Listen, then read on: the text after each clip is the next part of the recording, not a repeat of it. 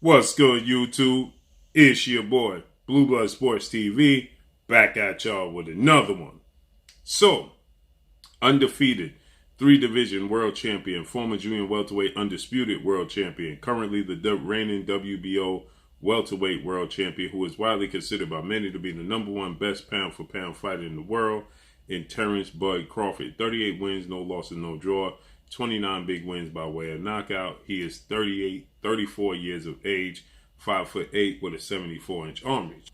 With that said, Terence Crawford's biggest rival, undefeated unified WBC IBF welterweight world champion superstar boxer, who is widely considered by many to be top three best pound-for-pound fighters in the world, and Errol the Truth Spence Jr. Errol Spence Jr., 27 wins, no losses, no draw, 21 big wins by way of knockout. He is 31 years of age. He'll be 32 years of age tomorrow. He stands 5'9.5" with a 72-inch arm reach. With that said, Errol Spence Jr. will be taking on WBA Cuban star boxer, who's the welterweight world champion, Yordenis Ugas. 27 wins, 4 losses, no draw, 12 wins by way of knockout. 35 years of age, 5'9.5" with a 69-inch arm reach. That's scheduled to take place April 16th. Arlington, Texas, AT&T Dallas Cowboys Stadium, better known as Jerry World. With that said, that's a unification bout. 3 belts will be on the line. But Errol Spence and Yordenis Ugas, they held their opening press conference to announce and promote the fight coming up today, in which obviously the question arose to Errol Spence about Terence Crawford and making the fight happen. And Errol Spence, he stated that he's more than interested in making the fight happen next. He's going to pick up this belt from Yordenis Ugas April 16th. And he stated that he's looking to become undisputed. And obviously to do so, the road leads through Terence Crawford. He stated that a mistake made was publicly negotiating with Terence Crawford. That was a roadblock. That was an issue. And so he stated that it's best to keep it under wraps. Okay. So with that said, obviously, another question was asked to Errol Spence about purse bids, A side, B side, and he said, "I'm the big fish. I call the shots at the welterweight division." Well, it didn't take long for fans of Errol Spence to immediately start to tag and go after Terence Crawford on social media. And Terence Crawford, he responded that he's well aware that he wants and needs and wants to fight Errol Spence Jr., that they both want the fight. We already know that in the interview Terence Crawford stated. But Terence Crawford addressed the fans that were getting out of pocket. And Terence Crawford let the fans know, you guys need to keep this boxing. Because now y'all getting outside of the sport of boxing. And that's where the waters start to get muddy. That's a gray area. Keep it in the sport of boxing. He acknowledges the fact that he knows everybody wants to see him fight Errol Spence Jr., but he stated that the fans need to keep it boxing. They're crossing the line. And that's where the issue is to be had, because he stated, if I cross the line, then I'm going to be the bad guy. So keep it boxing. And I agree. A lot of times, not just in the sport of boxing, but in sports overall, we see a lot of fans like Terence Crawford. He stated, you guys see me on TV. There's fans of both sides. And you mistaken me for not being a human being. Stop crossing the line. Keep it in the sport of boxing. And I agree, like I stated. You see in the sport of basketball, fans sit very close in this like no other, okay? Our fans nearly participate in the sport of basketball. They're so close. Their feet are actually on the court. Imagine your feet being in the ring or on the football field, right? Or on the hockey ring or on the baseball field. Only in the sport of basketball are the fans allowed, are so close they can touch the athletes, okay? And it gets completely out of control. This year alone, we saw plenty of situations take place in the sport of basketball where there's name calling, fans are crossing the line with the names and the touching and things of that nature. We saw it with Russell Westbrook. We saw it with LeBron James. We saw it with Kevin Durant. We saw it with Carmelo Anthony. We saw plenty of athletes in the sport of basketball, NBA, that have to point out fans and ask the security to have the fans, escorted out of the arena, and then they get banned. Fans throw stuff in football. Fans throw stuff on the players as they're going through back into the tunnel. We see fans throwing stuff on athletes. We know the malice in the palace with Ron Artest, okay, Ben Wallace in Detroit Pistons, Indiana Pacers, Steven Jackson, where drinks was thrown, popcorn was thrown, food was thrown at these athletes, and it's a line that's crossed. I think that you forget that these guys are human beings, like Terence Crawford stated. I'm a human being still at the end of the day. We understand that Terence Crawford, Errol Spence, they make for the biggest fight in the sport of boxing. But the name calling, the crossing of the line is utterly ridiculous in my opinion, okay?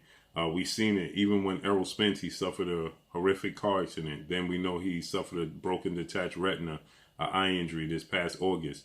And the things fans say to address Errol Spence is really across the line. I think that it's too emotionally attached. I always state we got to deal with facts over feelings. In the sport of boxing, the emotional attachment, because like no other sport, it is driven by, who represents you, okay? So a lot of times you have Mexican fans, you have European fans, you have Ukrainian fans, you have Russian fans, you have Filipino fans, you have Chinese fans, you have, African American fans, you have British fans, okay? And so you're emotionally attached, and it gets completely out of control, okay? The level of disrespect that these athletes endure is far and beyond, okay? We just saw Josh Taylor. He took on Jack Catterall, okay? Josh Taylor is a British fighter who's undefeated, who's undisputed at junior welterweight. He took on his WBO mandatory challenger and undefeated British star boxer, Jack Catterall, this past weekend. And the decision wasn't to the liking of the fans, okay? Boxing pundits, media members, they all thought that Josh Taylor, who fight was in Scotland in his backyard, okay? He's the superstar. Jack Catterall is relatively unknown, and Josh Taylor got the nod. He hit the deck in the fight. Points were deducted on both sides. It was a hard-fought fight that I personally thought Jack Catterall won the fight. But in the second half of the fight, he took his foot off the gas. He put it in cruise control, and you can't do that with the champion who's the superstar, and you're a 16-1 underdog. But nonetheless, I still thought he won the first 5 to 6 rounds. And then in the knockdown in the 8th round, I thought that Josh Taylor at that point needed a knockout to win the fight, and he didn't get it. But with that said, I still thought he was the aggressor. I still thought that he was pressing the fight. I still thought that, he was showing that he was more hungry and he wanted it more. And the referees saw that, and that's what the judges saw that, and they ruled in the favor of Josh Taylor. Well, Josh Taylor, he let it be known that, after the adrenaline settled down, he's back home with his family, he settled in, and he rewatched the fight a few times, and he can see why fans are upset, and boxing pundits, media members are upset. They thought it was a robbery in favor of Josh Taylor. And so he stated that he was willing to give Jack Catterall a rematch, okay, an instant rematch, but it has to happen very quickly, a quick turnaround, because he's simply outgrown a 140-pound division. Josh Taylor is a big junior welterweight at 5'10" with a 71-inch arm reach, okay? He's 30 years of age. He's pretty big. He's, undefeated, but you can clearly see that he should be a welterweight at the very least, okay? And so he stated that for him to fight Jack Catterall in an immediate rematch, it would have to take place immediately because he's outgrowing division. Well, then Josh Taylor let it be known that his family has received bad feedback. There's messages, and his wife, his kids, his family, people have called him and called him out their names, and he said it's one thing to direct it at him, but it's a whole other thing to direct it at his family. And I agree 1,000%. That's truly unfortunate. It's still a sport, okay? And at the end of the day, nobody's perfect. So if he has to go back and redo it with Jack Catterall, it's understandable. But for fans to be calling for his life and things of that nature is just way past crossing the line, because at the end of the day, this is a sport, and you should be happy that both guys got out healthy to begin with.